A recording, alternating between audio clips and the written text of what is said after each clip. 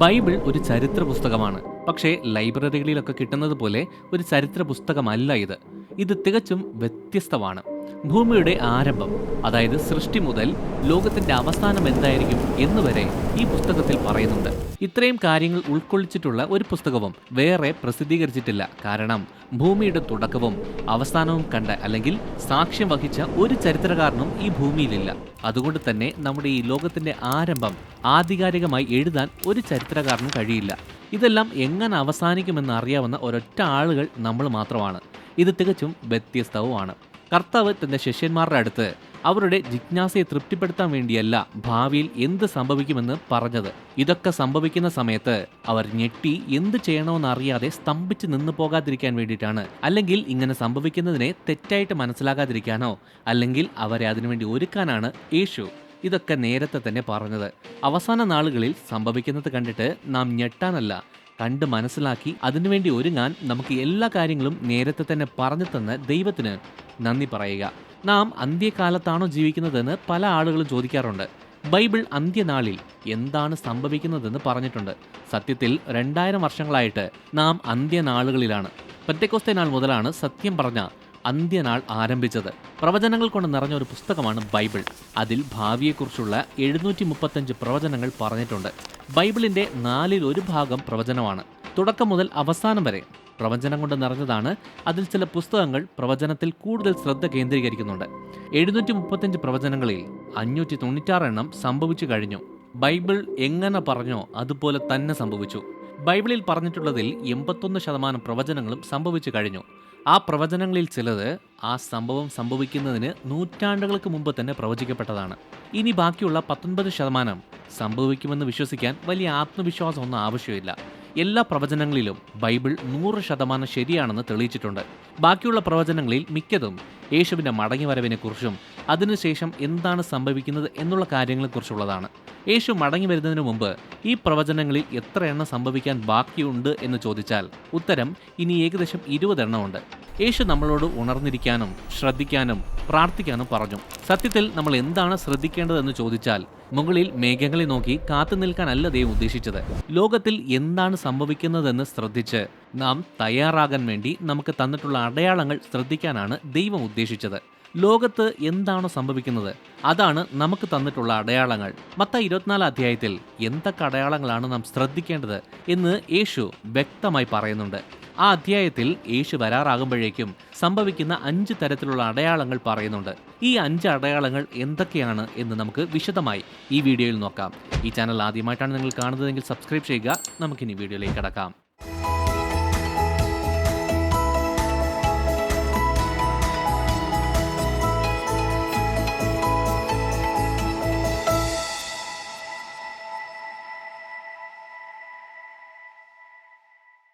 ആദ്യത്തേത് ലോകത്തിൽ ഉണ്ടാകുന്ന ദുരന്തങ്ങൾ. ഉദാഹരണത്തിന് യുദ്ധങ്ങൾ, ക്ഷാമങ്ങൾ, ഭൂകമ്പങ്ങൾ എന്നിവയെക്കുറിച്ച് യേശു പറഞ്ഞു. ഇത് തീർച്ചയായിട്ടും സംഭവിക്കുന്നുണ്ട്. പക്ഷേ ഈ കാര്യം 2000 വർഷത്തിലേറെയായി സംഭവിച്ചുകൊണ്ടേയിരിക്കുവാണ്. ഇപ്പോൾ അത് കൂടുതൽ തീവ്രമാകുന്നുണ്ട്. ശരിക്കും പറഞ്ഞാൽ നാം ഇപ്പോൾ ഈ ആദ്യ അടയാളത്തിലാണ്. ഇപ്പോൾ തന്നെ നാം യുദ്ധങ്ങളെക്കുറിച്ച് ഒരുപാട് കേൾക്കുന്നുണ്ട്. നമ്മുടെ മുമ്പ് തന്നെ ഒരുപാട് യുദ്ധങ്ങളൊക്കെ ഇപ്പോൾ നടക്കുന്നുണ്ട്. ഭൂകമ്പങ്ങൾ, ക്ഷാമം എന്നിവ പല സ്ഥലങ്ങളിൽ സംഭവിക്കുന്നത് നാം കേൾക്കുന്നുണ്ട്. രണ്ടാമത്തത് വഞ്ചന. വഞ്ചിക്കപ്പെടരുത് എന്ന് യേശു പ്രത്യേകം എടുത്തു പറഞ്ഞു. യേശു അത് പിന്നെയും പല പ്രാവശ്യം ഈ അധ്യായത്തിൽ എടുത്തു പറഞ്ഞു. നാം ലോകത്തിന്റെ അവസാനത്തോടടുക്കുമ്പോൾ ഈ അടയാളം സഭയ്ക്ക് അകത്തും പുറത്തും ഉണ്ടാകും. ആ അടയാളമാണ് വഞ്ചന. ഈ സാഹചര്യത്തിൽ ഞാനാണ് ക്രിസ്തു എന്ന് പറയുന്നവരെ, വ്യാജ മെഷിഹമാരെ, പ്രകൃതി ദുരന്തങ്ങളെ മുതലെടുത്ത് രക്ഷകനാണ് എന്ന് സ്വയം അവതരിപ്പിക്കുന്നവരെ പോലെ വഞ്ചിക്കുന്നവരെ ശ്രദ്ധിക്കണമെന്ന് യേശു എടുത്തു പറഞ്ഞു. രക്ഷകനാണ് എന്ന് വിശ്വസിപ്പിച്ച് ആളുകളെ ദുരന്തത്തിലാക്കുന്നവരാണിവർ. നമ്മുടെ എല്ലാ പ്രശ്നങ്ങളിൽ നിന്നും രക്ഷിക്കാമെന്നും ഞാനാണ് നിയമിക്കപ്പെട്ട അല്ലെങ്കിൽ തിരഞ്ഞെടുക്കപ്പെട്ട രക്ഷകൻ എന്ന് പറഞ്ഞ് നടക്കുന്നവരുമുണ്ട്. എന്നാൽ യേശു നമ്മെ ഉപദേശിക്കുന്നത് പോലെ നാം പേടിക്കാൻ പാടില്ല. ഒരു പുതിയ യുദ്ധത്തെക്കുറിച്ചോ പുതിയ ദുരന്തത്തെക്കുറിച്ചോ ഇനി ഉണ്ടാകാൻ പോകുന്ന ക്ഷാമത്തെക്കുറിച്ചോ നാം അറിയുമ്പോൾ വിഷമിക്കേണ്ട കാര്യമില്ല എന്നതാണ് സത്യം. അതിൽ ശ്രദ്ധിക്കേണ്ട കാര്യം വേദനയുണ്ടാക്കുന്ന സംഭവങ്ങളുമുണ്ട്. നമ്മെ അതിശയിപ്പിക്കുന്ന ഒരു കാര്യം യേശു പറഞ്ഞു. ഈ അടയാളങ്ങൾ വളരെ വേദന ഉണ്ടാക്കുന്ന സംഭവങ്ങളാണ്. പക്ഷേ അത് മരണം ഉണ്ടാക്കുന്ന വേദനയല്ല, അത് പ്രസവ വേദന മാത്രമാണ്. അതുകൊണ്ട് ന്യൂസിൽ ദുരന്തങ്ങളെക്കുറിച്ച് കാണുമ്പോൾ അല്ലെങ്കിൽ വായിക്കുമ്പോൾ ഇത് അന്ത്യനാളുകളിൽ സംഭവിക്കാൻ പോകുന്നതിൻ്റെ ഒരു പ്രസവ വേദന മാത്രമാണ് എന്നും ഒരു പുതിയ കാര്യം അതിലൂടെ സംഭവിക്കാൻ പോകുന്നു എന്നുള്ള കാര്യവും മനസ്സിലാക്കുക. ഇത് നമ്മുടെ മനോഭാവത്തെ പൂർണ്ണമായി മാറ്റണം.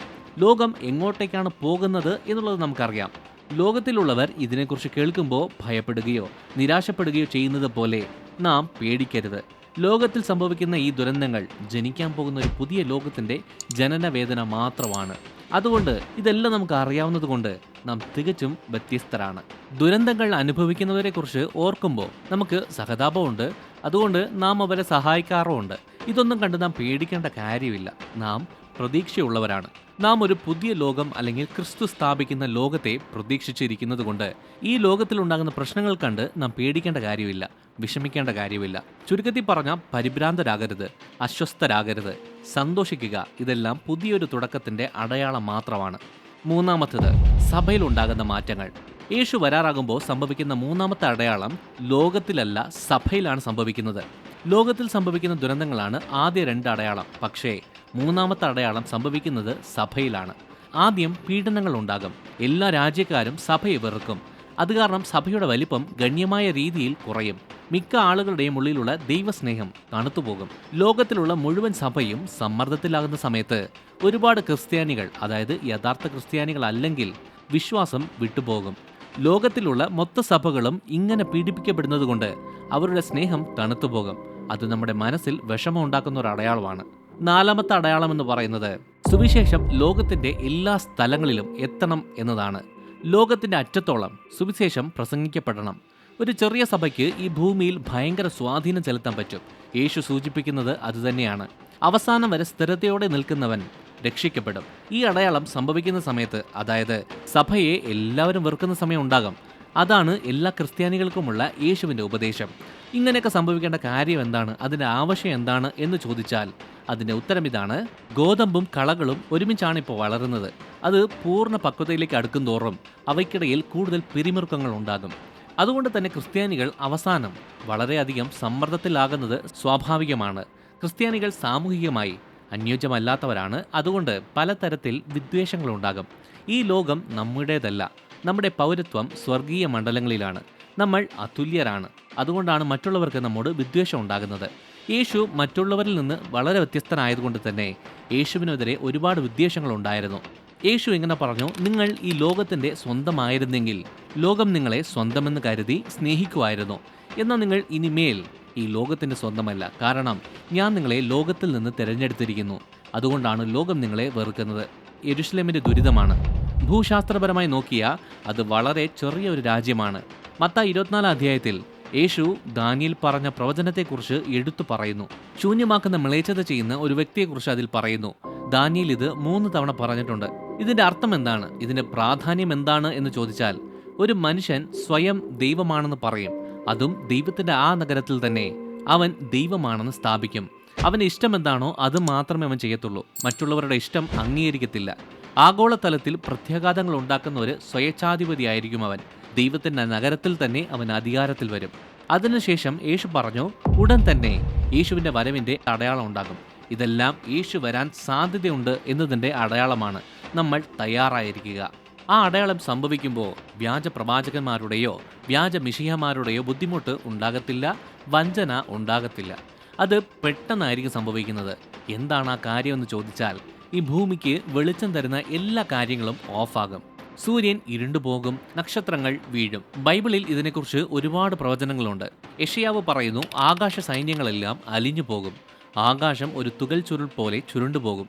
മുന്തിരിവള്ളിയുടെ ഇലകൾ വാടിക്കൊഴിയുന്നത് പോലെയും അത്തിമരത്തിൽ നിന്ന് കായ്കൾ പൊഴിയുന്നത് പോലെയും അതിലെ സൈന്യമൊക്കെയും കൊഴിഞ്ഞു വീഴും. പ്രകൃതിദത്ത വെളിച്ചം ഇല്ലാതാകും.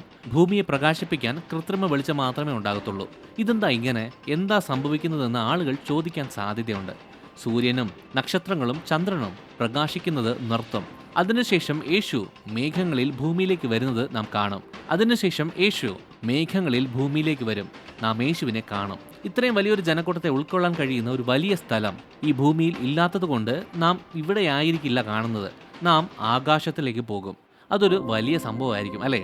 ഈ ഭൂമിയിൽ ഇപ്പോൾ സംഭവിക്കുന്നത് കാണുമ്പോൾ യേശു വാതിലിൻ്റെ അടുത്താണ് എന്നുള്ള കാര്യം ഓർക്കുക. അതിനുശേഷം യേശു അത്തിമരത്തെക്കുറിച്ച് വളരെ ലളിതമായ ഒരു കാര്യം പറഞ്ഞു. യേശു പറഞ്ഞു, അത്തിമരത്തിൽ നിന്ന് ഈ പാഠം പഠിക്കുക. അതിന്റെ ചില്ലകൾ കോമളമായി തളിർക്കുമ്പോൾ വേനൽക്കാലം സമീപിച്ചിരിക്കുന്നെന്ന് നിങ്ങൾ ഗ്രഹിക്കുന്നുവല്ലോ.